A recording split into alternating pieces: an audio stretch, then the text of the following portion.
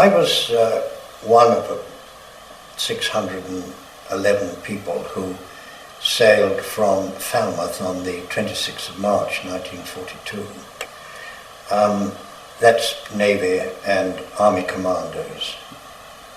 And our task was to blow up the dry dock at St.Nazaire, because that was the one place on the Atlantic seaboard that the major German battleships could refurbish themselves, and in particular the Tirpitz, which was up in Norway.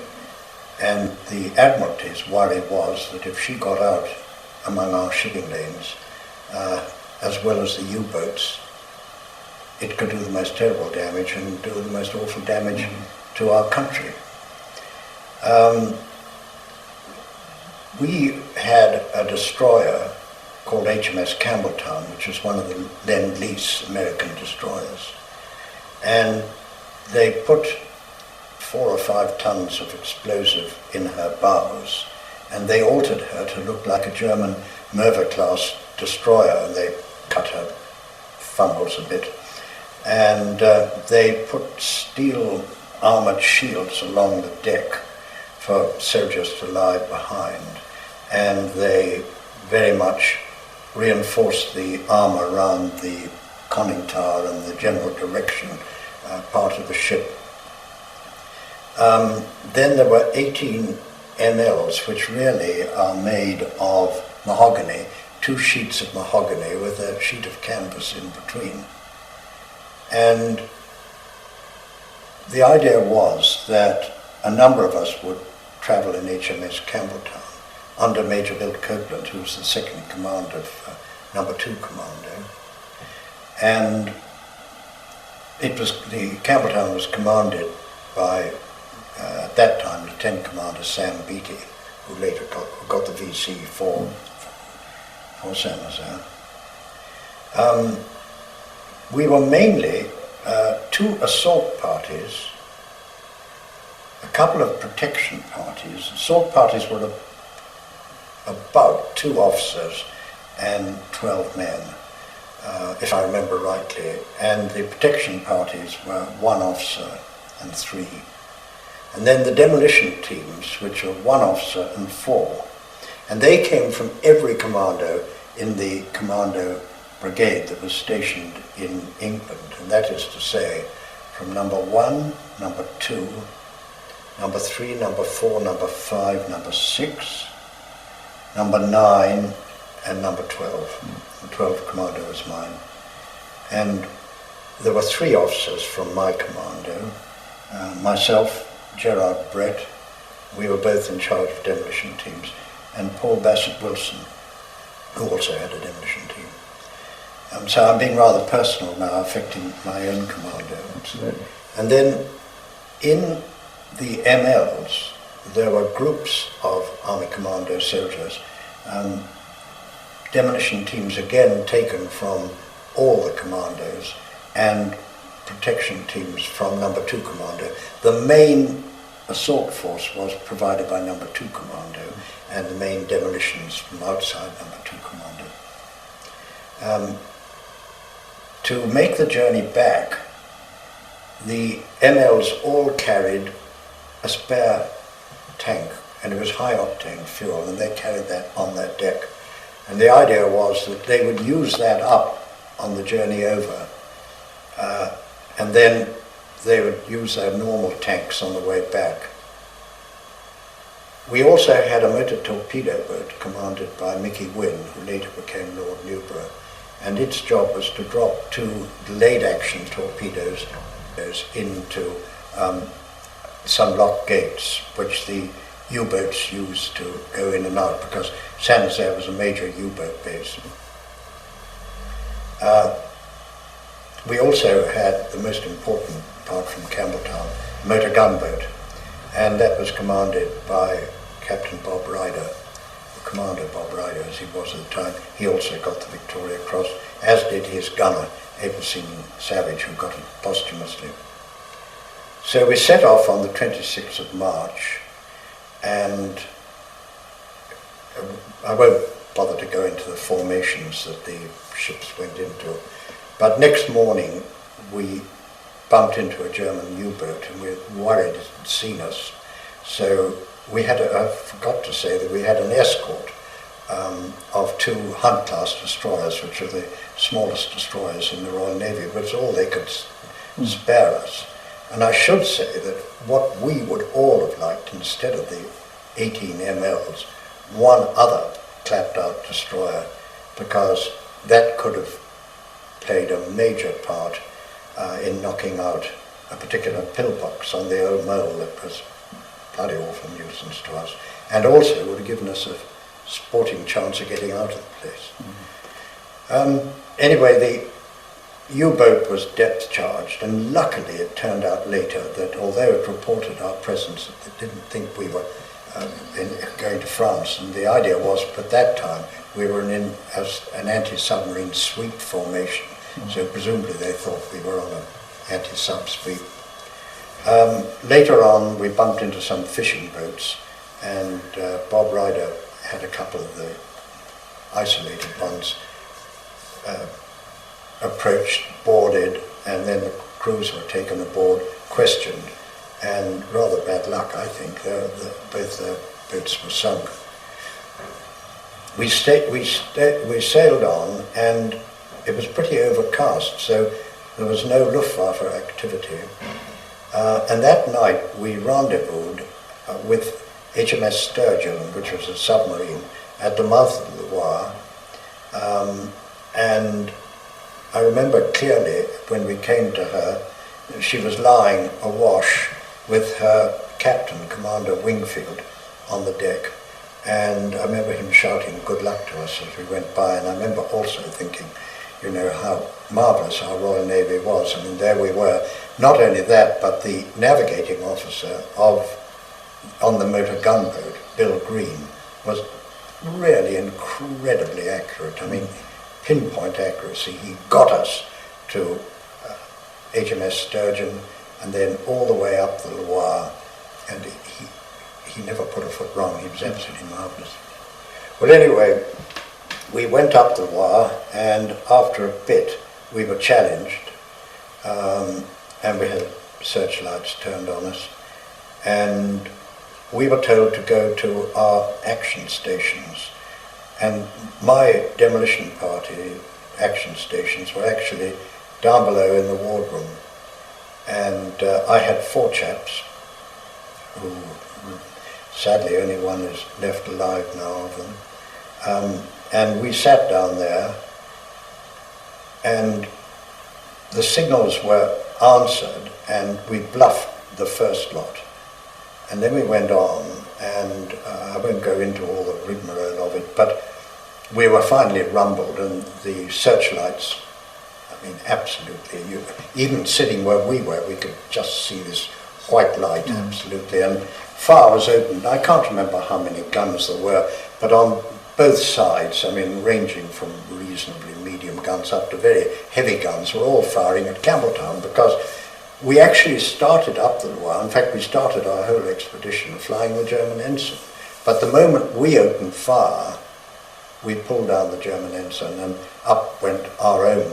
And I'm told by people who saw it, said it was the most amazingly stirring sight to see this huge ensign, you know, flying behind HMS Campbelltown, and also the MLs hoisted them. So there was no question about the targets. And we got hit a lot coming in Campbelltown, but thank God we didn't get sunk. I mean, even down in the bottom of in the wardroom where I was sitting, a shell came straight through, about that sort of height, straight through, went on. Luckily, it didn't explode. I mean, if it did, that would have been 2 demolition parties wiped out. Anyway, the next thing was we felt ourselves hit the boom which protected the dry dock itself. And then we had this sort of crushing impact, and we were there. And then Major Bill Copeland shouted for us all to come up, and we came up on deck, and there was a hell of a lot of firing, a tracer, practically every colour seemed to be whipping about. We'd got our mortar, 3-inch mortar crew had been knocked out, and the chap commanding was lying on the deck with his leg almost off, cheering us on. And there was a bloody great hole in the foredeck, which one of my chaps fell into, but luckily wearing a Bergen rucksack, and we managed to pull him out. Trousers went on fire, it was phosphorus. We were supposed to have the Royal Air Force bombing certain parts of the dock during the raid. Because it was overcast, they zoomed around, I mean they hummed around. Unfortunately, all they succeeded in doing was alerting all the German ack guns, you see, which were pointing up, waiting to engage them. And of course all they had to do was turn them down, and we were the perfect target. So whether it was something they dropped that hit the front of the Campbelltown, I'm not going to find out. But anyway, we got off. There were ladders against the side, scaling ladders against the side of Campbelltown. Quite a lot of the rungs were shot away. And we were carrying quite a lot of, I can't remember, 60 to 90 pounds of explosive and axes and things like that for demolitions. And we jumped down. We were all wearing commando boots, which were silent soles. And when we got there, onto the ground, me and my 4 chaps, there was no sign of our protection party, and presumably it was involved in some little fight. A hell of a lot of noise, of course. So we doubled up the side of the dock, and my objective was the furthest end of the dry dock. And Gerard Brett, in my commando and in my regiment, the Royal Ulster Rifles, he led his party off. Their job was to destroy the Cassoon gate that my winding house opened and shut. When we got to my winding house, I was surprised to find, why I don't know, that the door in was locked. And I don't think any of us had ever thought about this. Anyway, I decided the only thing I could do, because we wanted to be in there, do our job and get out again. So I pressed the muzzle of my Colt automatic against this thing and fired it. And it had absolutely no effect, except that the ricochet shot straight past Corporal Chung, who was one of my 4 guys, who said to me, when I came over here, I expected to be murdered by Adolf Hitler, but not by you. So, of course, that made us all laugh. Anyway, he had a huge axe, and he slammed it, and we got in. And we laid our charges, and we'd practiced an awful lot, so although it was in the dark, I mean, lit up by searchlights, lit up by flashes of explosions, we laid our charges on a ring main, and we were ready in no time, really. And so I was wondering how Gerard Brett was doing, and he was having a bloody awful time. He'd been wounded himself, several of his chaps had been killed, and an awfully good sergeant at that time called Frank Carr, who got a Distinguished Conduct Medal for his bravery, he'd virtually taken over charge. And they laid charges as best they could. They couldn't get in because instead of where we'd been training, the Germans had put an asphalted lot of timbers over the thing. Our chaps couldn't get through it and they couldn't get under it. So they lowered charges down against the sides under the water. And so I sent Corporal Chung over to them, and I said to Gerard, look, when you're ready, I'm not going to blow obviously until you've gone through, so I just want you to know that after you've gone through us, I will blow my winding house up. And sure enough, they eventually came through, with Gerard being carried by 2 of his chaps, and others being helped along, and I'm afraid they left quite a few dead behind them. And they went, and then when they were clear, I blew up my winding house. I have to say something about my guys. Bob Hoyle, Ron Chung, Cab Calloway and Johnny Johnson all became the most tremendous, sort of almost brothers of mine.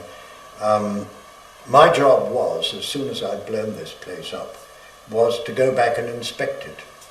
And so I got up to go back, and I found myself being held. And my guys were holding on to me because there was a searchlight shining on it, and they wouldn't let me move until it had gone. But that's the sort of chaps I had. Anyway, we then had a bridge to go across, which was being held by Donald Roy, who commanded one of the two assault parties. And we went through them and made our way to the re-embarkation point. And my colonel, Charles Newman, who got a VC, was standing there, and I went up and saluted him, and I said, "Whining house blown up, sir. We're ready to re-embark." He said to me, "Just take a look at the river." And I looked, and there were just flames, smoke, and our MLs had been absolutely pulverized. And there was obviously no bloody way of going to get back, which is why I say that if only the Admiralty could have spared another destroyer to us, we would have got on that and we'd have had a go at getting back down that bloody river. I think we'd have had a chance of doing it. But anyway, it didn't happen. So the colonel then said, well, we're going to fight our way through, and we will then split up into small parties and make our way to Spain. So we fought through, and we had some casualties doing that. And we finally got over a bridge which the Germans were holding, and I think they were flying far too high. I actually got wounded there. I got wounded before, but I got blown up on a grenade there. And anyway, I was with my colonel and Bill Copeland, and we were looking for somewhere to lie up after we'd gone through the town. And eventually, the colonel said, well, we'll go in there. So we went into a building, and there were some steps. We went down to a sort of cellar. I suppose there were about 14 of us then, most wounded. And we tried to patch people up with first field dressings and so on, and morphine down there. And then the next thing we knew was that raucous Nazi voices. The door burst open, and there were the Germans. Now, if I'd been a German, I'd have thrown a few grenades down, and that was that. But for some reason, my colonel went up the steps and said, look, I remember him saying it, he said, look, we've done what we came to do. That's it. So the Germans ushered us out and into a cafe where we met up with other people. And while we were there, the Campbelltown blew up, and we all gave a great cheer. And after that, we were taken off either to hospital, or some people went off to Rennes, I think, where they were detained. And then we all eventually, I suppose I was in hospital for about a month, I suppose. We ended up at the Marlag and Marlag Nor in Timka, near Bremen. So that's St.Nazaire. When you set off to St.Nazaire, yes, did you have? Did you really think that you would be back? Yeah, you did. I'd actually arranged with Patricia that I was going to. Well, she didn't know, of course, because we'd all been away for quite a long time. But I said to her, "Look, I'll meet you in London next weekend."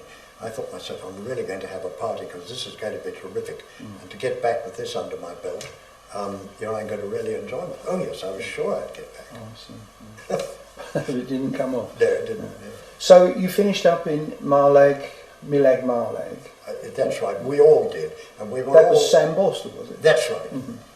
And was it called that? I don't know. It was the Marlag und Marlag Nor, and it was called Vester Timka, the place. It was one of these bloody awful places on the Lunenburg Heath, which was all sort of wooden huts and barbed wire all round it, and these ghastly sentry posts, up on towers. That was where Hugh Bruce and Bosun Crisp were at one time, weren't they? Well, I don't know. I don't know. I think that's the one they got out. Yeah. They at that stage, the Germans obviously didn't know what we were, and so we were all kept together. And then they found out that some of us were Navy and some of us were Army commandos, and so we were then split up. And then the officers were split up from the men on both sides, and my lot went to Spangenberg, and the lads went to different stalags. So you went to Spangenberg, and did you meet anybody at Spangenberg that you knew already from the army? Well, my father was a general, Royal Army Medical Corps, and he was the Director of Medical Services for the BEF for this last war, my war. And General Harvey, who played for Ireland with my father, was actually in Spangenberg when I got there, and I'd known him as a boy. I had a cousin there who was known as Screw Picket Parker. He was there. I can't honestly remember if we made friends very quickly, of course, but I can't remember especially meeting someone I knew before. Do you recall any serious interrogation by the Germans at this particular Not time? serious, no. They tried to. They sort of say, well, we must have this so the Red Cross can tell your people. So, how long were you in Spangenberg now? I was there for a year until Dick and I escaped. We escaped on the anniversary of the day we sailed from Falmouth. Really? Yeah. And can you tell us anything about that escape? Yes, I can. Bill Copeland, who I always say ought to have had a Victoria Cross, an absolute hero of mine. One day I'd been working on the tunnel and invested. Tim Covey had a tunnel there, and I suppose we learned a wee bit about tunneling there. Then I was working on the tunnel they had in Spangenberg, and on one or two other attempted escapes there. And Bill Copeland knew that Dick Morgan and I wanted to escape. Dick was married, I was engaged to Patricia, and I mean, apart from anything else, we wanted to get on with the war. And he said to us, look, we've got a play coming on, which is going to last, I think he said, 3 nights. And the Germans are keeping the clothes for it in the guardhouse. And they will be in a wicker basket. Now, Spangenberg got a moat round it, which we used to exercise in, but it had got, sentries and machine guns and everything. And there was just this one bridge over the moat, and it had got a gate at either end.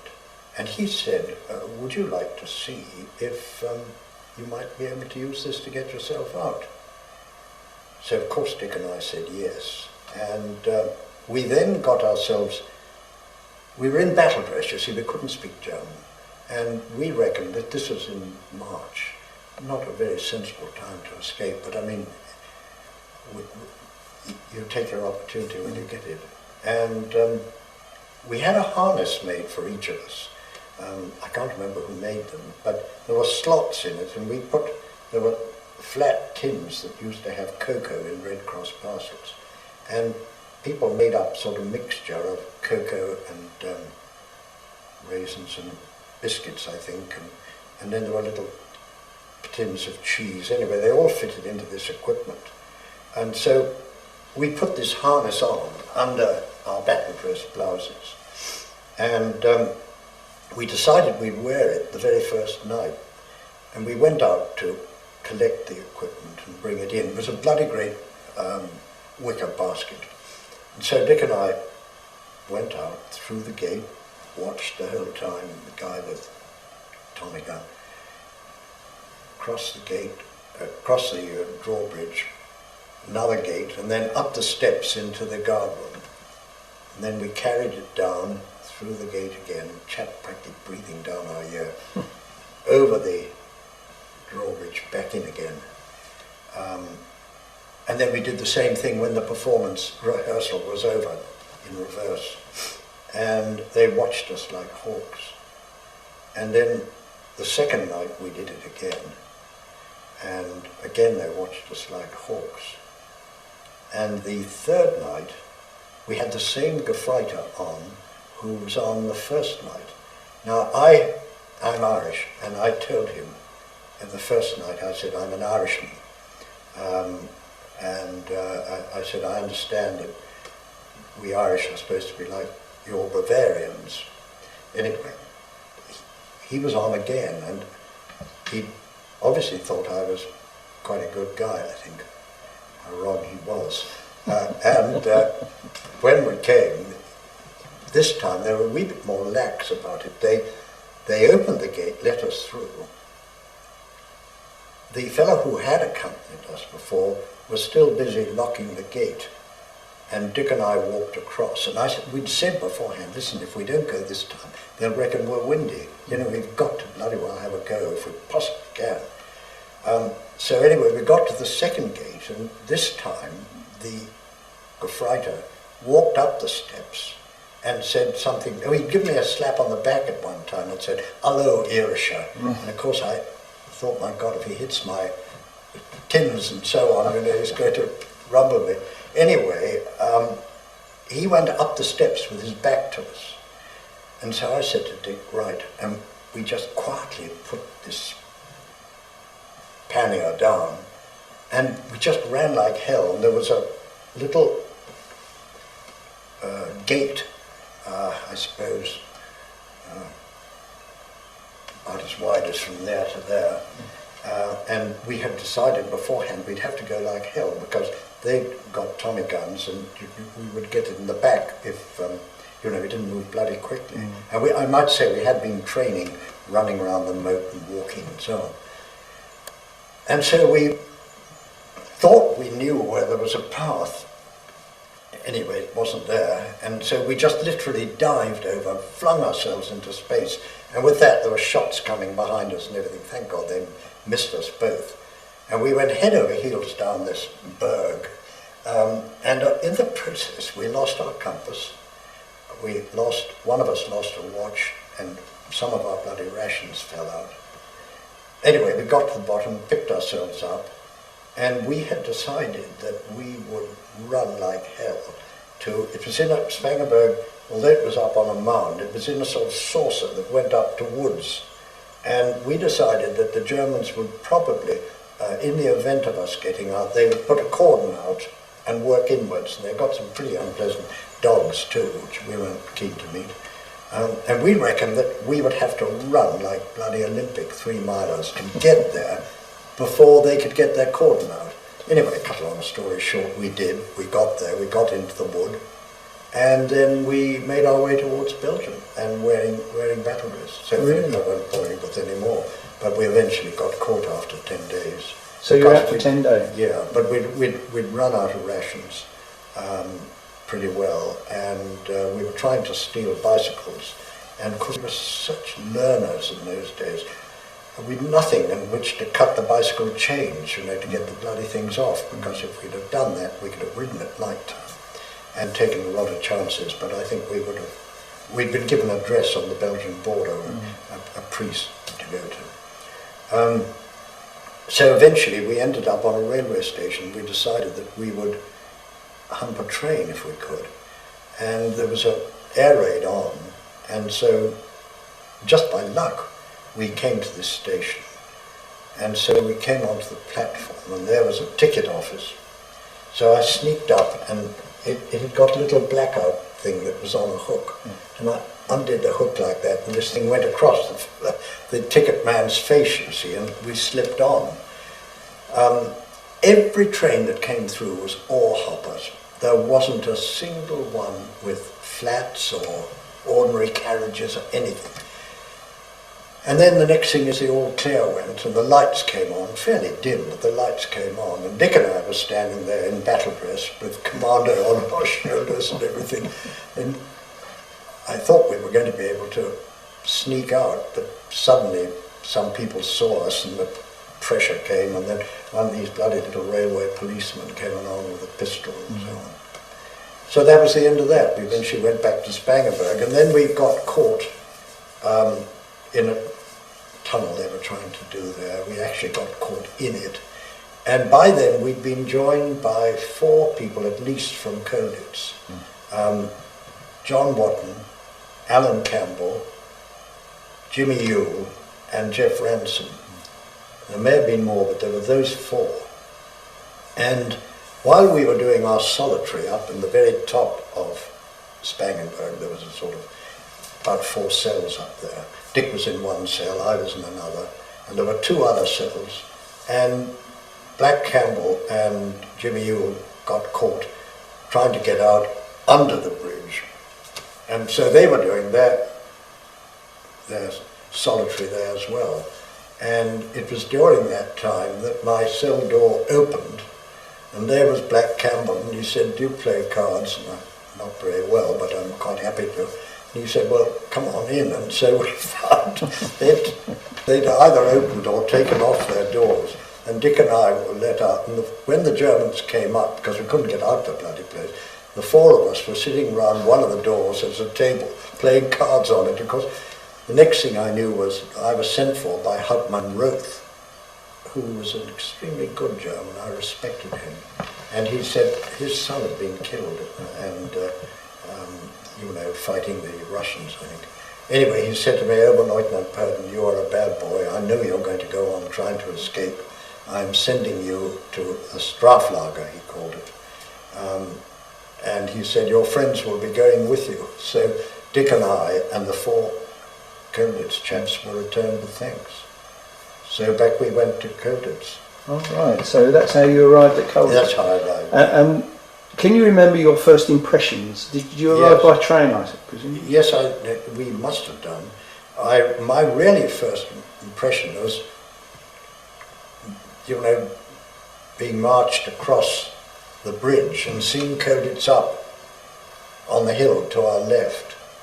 And there appeared to be an awful lot of noise coming from it. And then I'm rather vague about getting in, but I know when the gate was opened into the courtyard, and the courtyard was clear, but there were faces at all the windows, all of which were barred, and terrific shouting and yelling going on, and the Germans, rather unwisely, had put tables up against the wall, and they were going to take our particulars.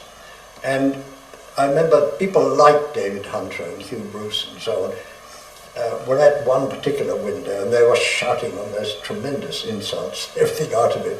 And they were dropping, they'd made, the water bombs that you made as a schoolboy, and they were chucking these out, and they were landing on the table among the ink and everything else. And then finally, a palliasse was set on fire and stuffed out through the bars. And then with that, the Germans called in their riot squad, who were wearing their coats, a couple of helmets and so on, and they doubled in. And then after that, things were reasonably quiet, and we were photographed and whatever else they did. You must have wondered where you'd come to. Well, I remember thinking to myself, if I've got to be anywhere, this is where I ought to be, because these people have got terrific morale. They don't give a bugger for the Germans. They were so bloody rude to them, and the Germans took it. That was the extraordinary thing. Was it still an international camp? Yes, it was. But only just. The Poles were still there. The Dutch had gone. The French were there. The Belgians were there, and I think that was it. Of course, the Brits. And then people came pouring down into the courtyard, and Jack Keats came up to Dick and me and said, "Come and be with us." And so we went, and it's called the Belgian Quarter, I've forgotten now. But we went up, and then really we then got into the groove of Colditz, and I tried to, and Dick, we tried to take part in every escape attempt that we could, and that might be anything from doing a stooge's job or actually standing by to get out if people got out. I mean, like the Franz Joseph thing, or building the glider, where Dick and I both, we're the least technical guys you could meet, but we were dabbing some bloody thing on the glider, and we used to go up and do that, work on the glider as absolutely sort of surf-like creatures who just did what we were told. When exactly did you arrive in Colditz then? Do you know, it's awful. Honestly, I'm buggered if I can remember. It was probably May of 1943 because we were recaptured in April and we did a fortnight solitary. And then we got caught almost immediately afterwards in a tunnel at Spangenberg. May or June, but I think May. You say that in Spangenberg you'd met people like Jimmy Yule and yes. who'd been sent from. I couldn't understand why they had. I was talking to Patricia this morning. Why the hell were they sent back? But they were returned with thanks anyway. So you knew to some degree what to expect then, that you'd obviously spoken to. Well, one of the things we wanted to do was to see if we could get off the train on our way there. We didn't get an opportunity. I always think no, not really. I don't even remember discussing. We knew it was we heard it was the prisoners called it the Straflager, which is outer balls. But we knew it was a difficult camp to get out of, and they must have told us that. That's really about all I remember. So you arrived at Colditz and you fairly quickly got into the life. In no time you did, because everyone had the same thing. I mean, everyone wanted to escape and get out. It was just a question of how the hell would we get out of the bloody place, you know? And you were always thinking up ruses. And of course, the escape committee of Dick Howe and Lulu Norton. We got to know them very quickly and said we wanted to escape and be on any escape and that we would help on any escape. But everyone was the same. Everyone wanted to. And the ethos at Colditz was get out of the bloody place. And also to hell with the Germans. And do you remember when the rest of the other nationalities went? Did you notice a big change in the place then?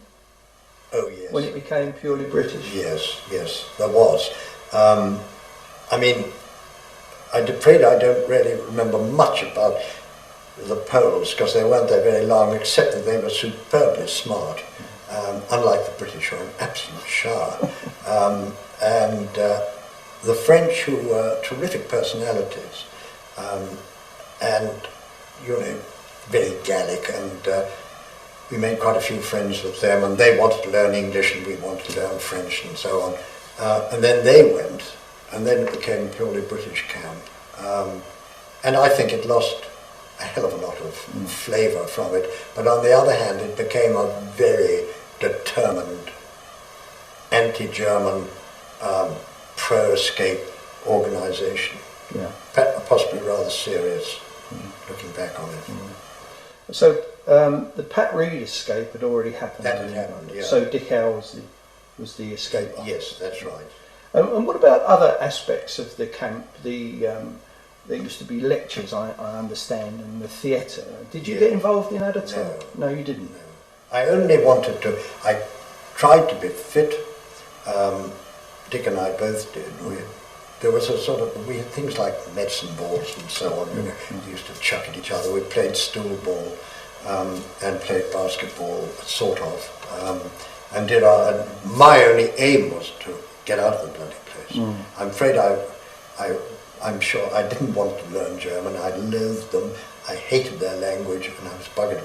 I know it shows how stupid of me, but I really couldn't bring myself to think about German. French, yes, but not German. So we got to Colditz. Yes. And you got involved with the escape activities at Colditz. Yes. And you said you were involved with the glider. Yes, I was. Was that was the last thing. Yeah. Was that with actually building the glider, or with just keep an eye out? No, I actually took part in building it up in the attic. We used to go up there, and amazing how it was camouflaged, and we'd be let in, and as you know, a bit of the end of the attic upstairs was cut off completely. You never would have known. And then I can't remember how many of us would be working on it, 4 or 6 maybe. Mine was totally unskilled. I mean, it was either helping put the, you know, we had this blue and white checked sheets. it was covered with that, and then Bill Goldfinch made us, and Jack Best made us sort of dab what they called dope on it. And that was the sort of thing we were doing, thoroughly unskilled labour. But they were the ones who'd actually made it. And no doubt one or two other handymen as well. Do you recall any of the prisoners, your fellow prisoners particularly? You mentioned Bill Goldfinch and Jack Best. Yes, yeah. What about some of the others? Yes, certainly. Well, the ones that I knew when I first went there were David Hunter and Hugh Bruce, Jack Keats, who I met again in Loire after the war, a tremendous number of them, Bobby Coate, Scorgie Price, who came to our wedding. I think I'd probably go through and give you the nominal roll. There were quite a few from St.Nazaire as well, weren't there? No, very few. Oh, were there? Just Dick Morgan, myself, Mickey Byrne, and Mickey Wynne. Mickey Newborough, Mickey Wynne, yes. Just the four of us. Oh, I thought there were more than that. No. Oh, well, Billy Stevens had been there, and within 6 weeks he was out of the place. Gone, that's right. He was a great friend of mine. Were you there when Purdon was there? Yes, I was, yes. Do you remember anything about that? Well, I do, but what I remember seems to... I go along with what Grizz Davis Schofield said, that we were going to string him up. At least that was the idea.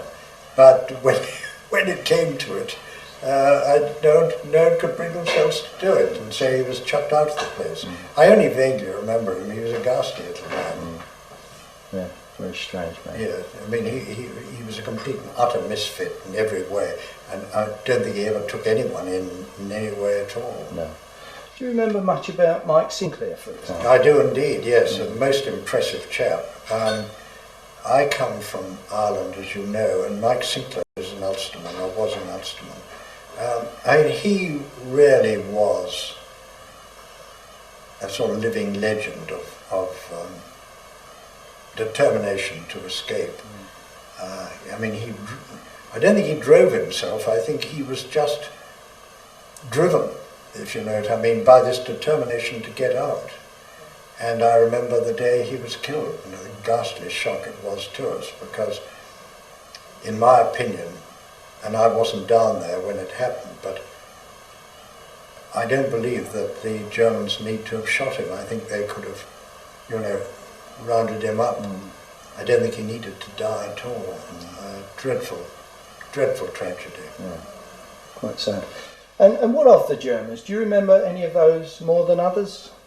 I remember Hauptmann Püpke, who was a very decent man, I think, a reasonable man, doing his job as best he could, straight, and we certainly respected him. Eggers, of course. I had no dealings at all with Eggers, but he was slightly a figure of fun, in a way. I remember that little squirt of a second in command they had there, little sort of robin of a man who wore a cloak, which was rather unusual. And I was trudging around the courtyard with Charlie Upham, who became a very close friend of mine. In fact, Dick Morgan and I and he messed together for quite a time. We were walking around the courtyard together, and this little chap yelled out something which I took to mean that he expected us to salute him.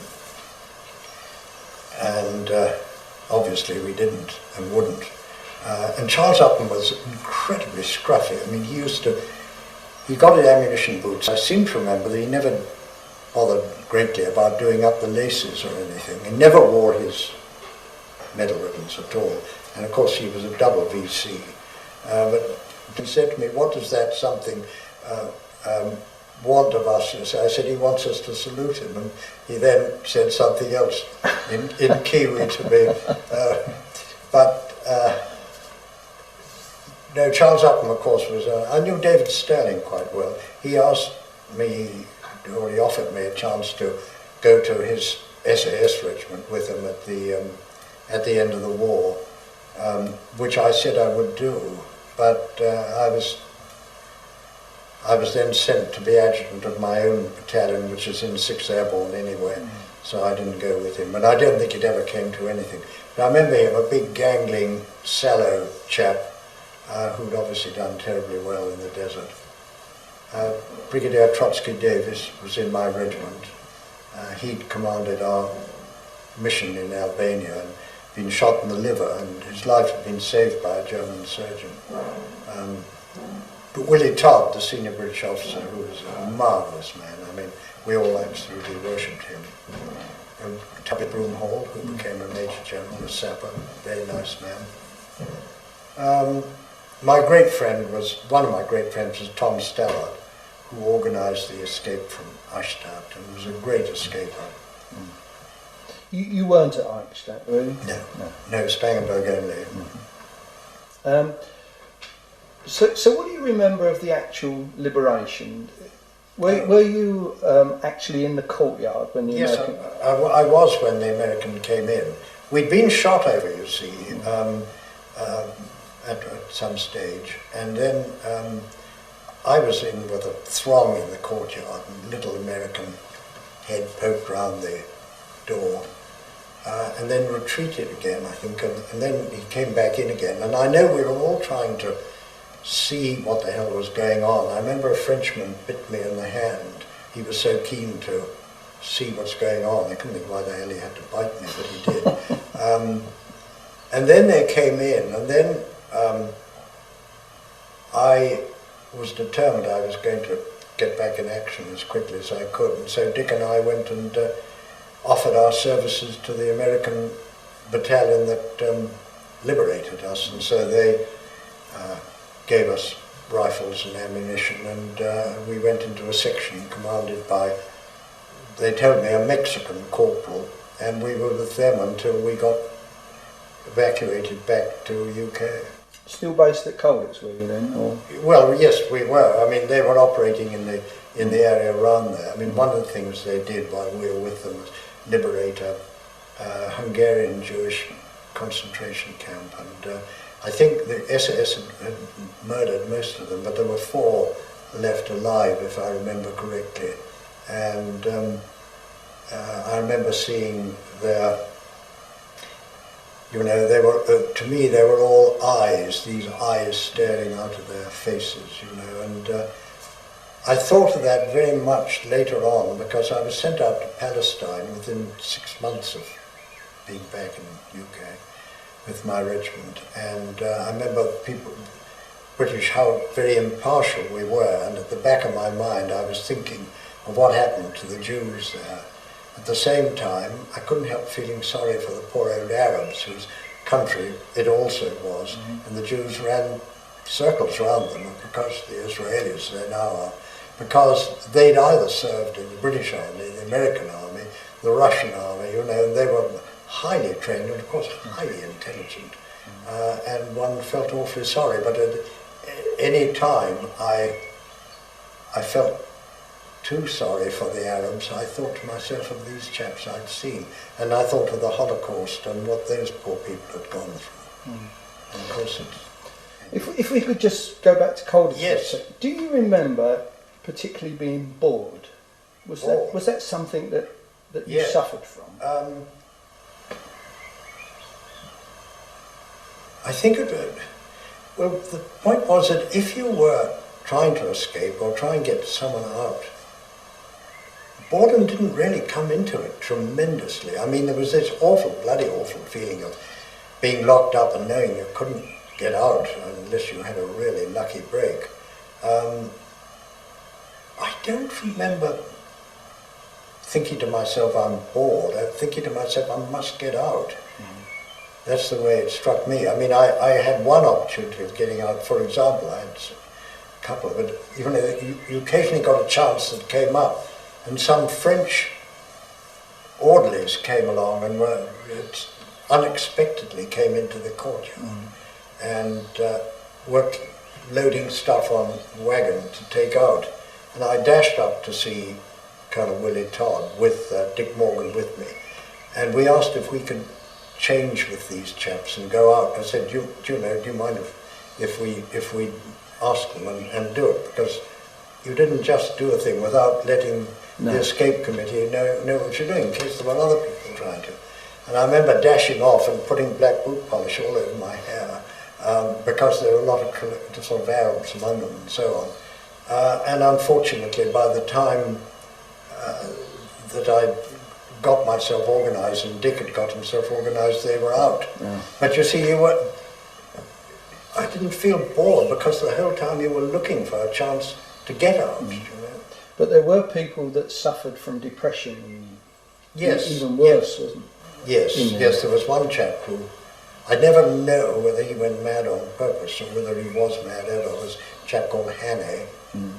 And Errol Flynn definitely got himself, I think he got himself out by being incredibly depressed. I don't really remember anyone else particularly. No. No, I think it was just this feeling of utter frustration that you were confined in a very small space, and but it was the determination of everyone that I knew, all the people I associated with were terribly keen to So the morale there was always very high. very high indeed, always high. Talking about the liberation, you remember just before the end there was a huge influx of French. I do indeed. Do you remember if they were still there at the end? Yes, I think they must have been. Yes, yeah, because I know that until they came, the cellars, which some of them got put into, had potatoes, and we were getting very short of rations, and we used to get into I didn't personally, I wasn't a locksmith, but people got in and got the potatoes out. Well, when the French arrived, that was goodbye to the potatoes, they had them. But they were, I think, 1940 French, and they all appeared to be pushing little carts, wooden carts with wheels on them, and with all their baggage in them. They were coming from the east, weren't they? Yes, they were, yes, yeah. And do you recall anything about when the Prominenti were taken? Yes, I do. Which was a couple of days before. Yes, that they went on the 11th of April. Again, Willie Todd, the SBO, was absolutely brilliant about that, and I think he threw a scare into the German commandant von Provet. I think he really did, you know, and said, you know, if anything happens to these people, you are going to be a war criminal and you will be dealt with.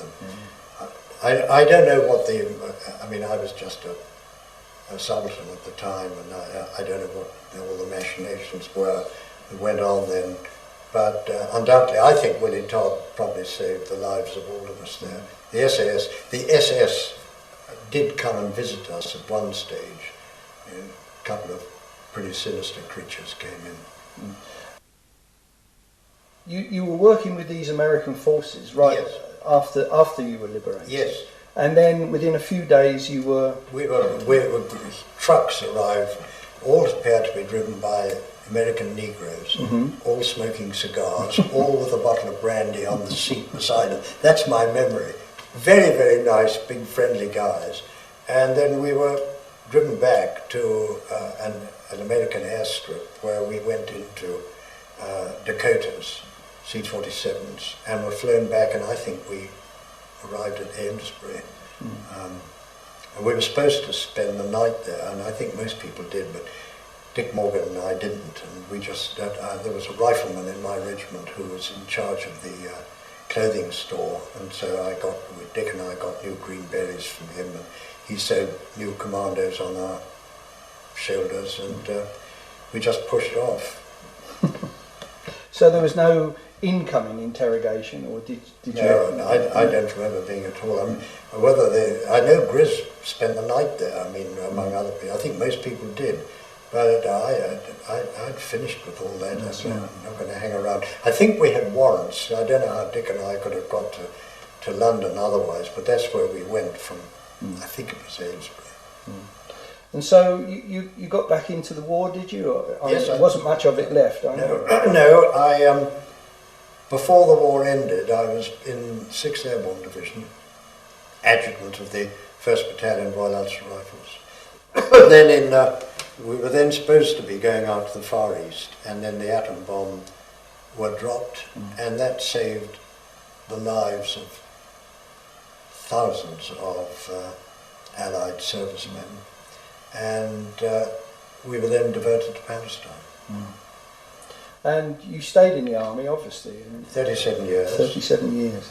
And 3 in the Royal Hong Kong Police as Deputy Commissioner. Really? Yes. You wouldn't like to be out there now, would you? I would love to be out there now, if it wasn't for SARS. Exactly. Yeah. Well, thank you ever so much. That was Not at all. absolutely fascinating.